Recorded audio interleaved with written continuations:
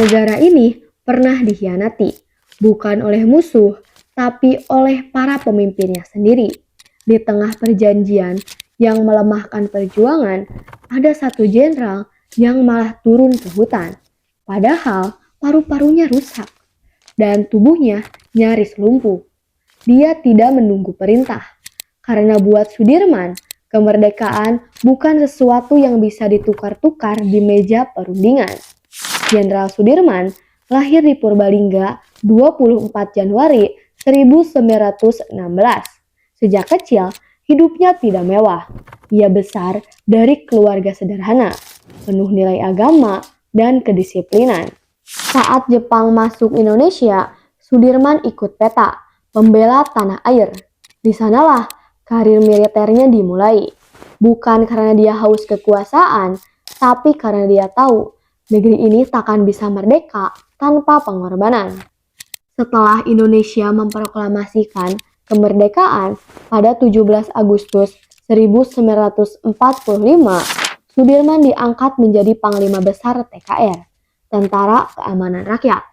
Usianya baru 29 tahun, dan dia belum pernah ikut perang internasional. Tapi justru dialah yang memimpin Perang Pertama Republik melawan Belanda dan menang. Itulah Palagan Ambarawa.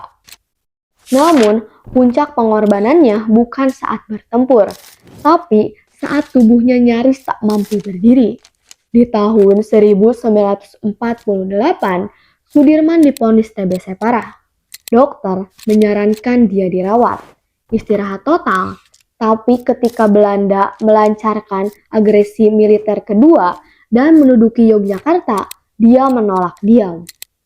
Dengan paru-paru setengah rusak dan harus ditandu sejauh ratusan kilometer, Sudirman tetap memimpin perang gerilya.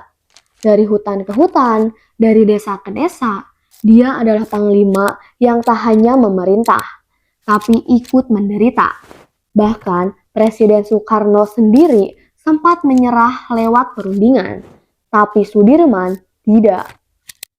Baginya, merdeka itu total, tidak bisa setengah-setengah, tidak bisa dinego. Banyak yang menyebut Sudirman gila, tapi sejarah mencatat justru karena kegigihannya dunia mulai membuka mata. Perjuangan gerilya itulah yang membuat posisi tawar Indonesia naik saat konferensi meja bundar. Sudirman bukan panglima biasa. Dia tidak punya rumah mewah. Dia wafat dalam usia 34 tahun. Muda, miskin, tapi penuh kehormatan.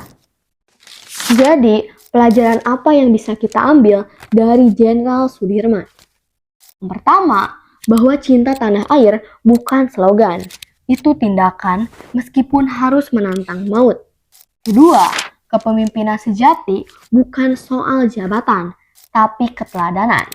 Yang terakhir, jangan pernah berharap hasil besar kalau kita takut berkorban. Hari ini, banyak dari kita mudah menyerah, mudah terjebak kompromi. Tapi Sudirman mengajarkan, selama kita masih bisa bernapas, bahkan dengan paru-paru separuh rusak, perjuangan belum boleh selesai. Bye-bye.